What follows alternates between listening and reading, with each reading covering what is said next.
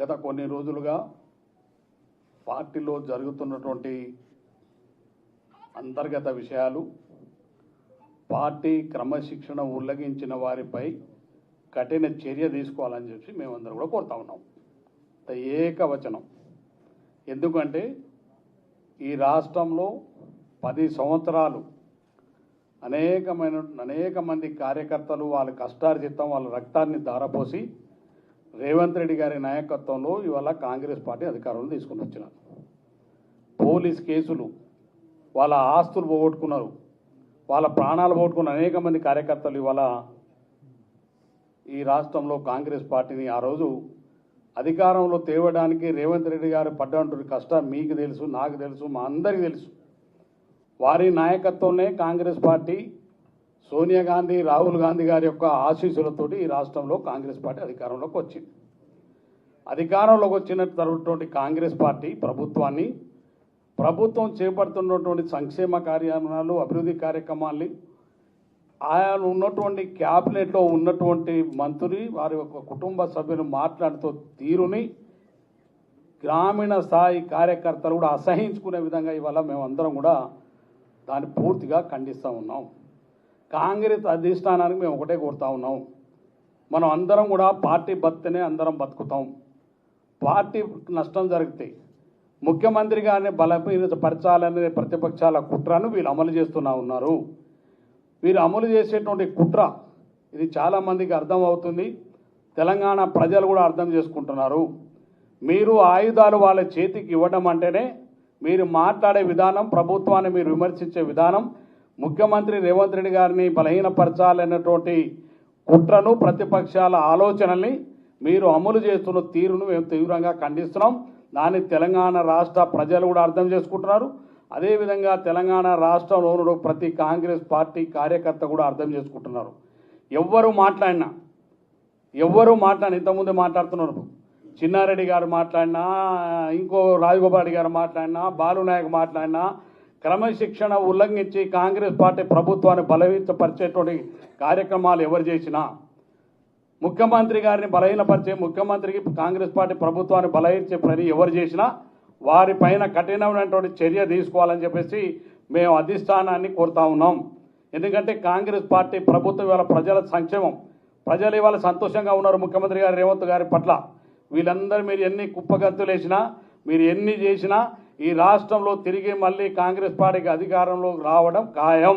రేవంత్ రెడ్డి గారి నాయకత్వంలో రెండోసారి కాంగ్రెస్ పార్టీ అధికారంలోకి వస్తుంది.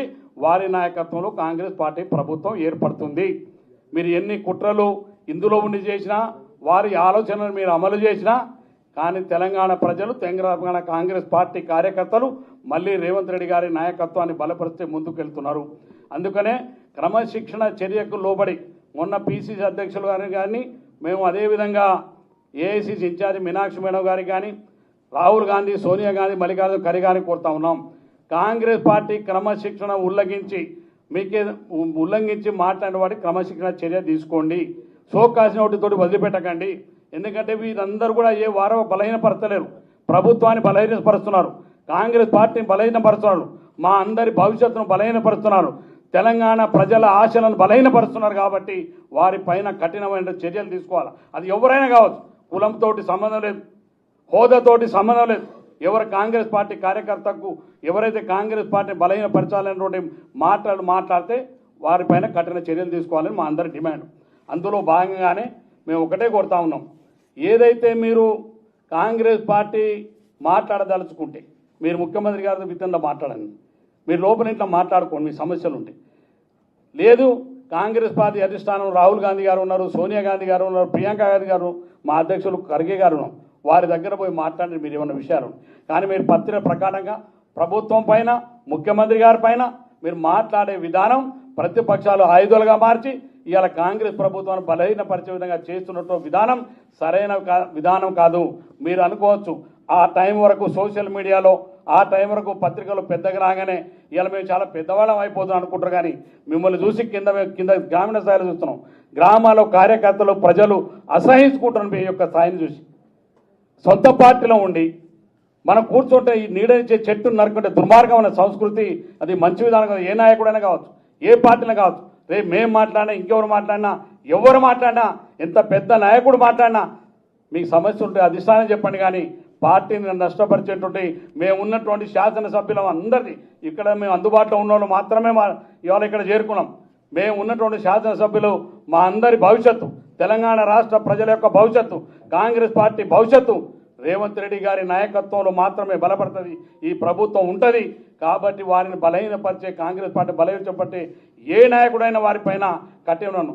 ఇలా సురేఖ గారు నా కూతురుతో మాట్లాడము, మరి ఎందుకు ఖండించలేదు? మీరు క్యాబినెట్లో ఉంటారు, మీరు పక్కకు లేరు. క్యాబినెట్లో జరిగేటువంటి ప్రతి నిర్ణయాల్లో మీరు కూడా ఒక బాధ్యులు.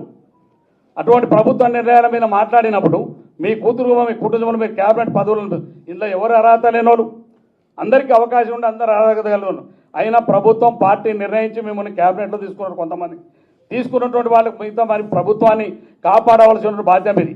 రేవంత్ రెడ్డి ఒక్కరు బలహీన పడితే మనం అందరం బలపడం. రేవంత్ రెడ్డి గారు బలహీన పడితే పార్టీ మొత్తం బలహీన పడుతుంది. ఆ బలహీన పడాలనే కుట్ర అవతల ప్రతిపక్షాలు బీజేపీ టీఆర్ఎస్ తోటి సాధ్యం కావట్లేదు. అందుకనే విత్ ఇన్ పార్టీలో కొంతమంది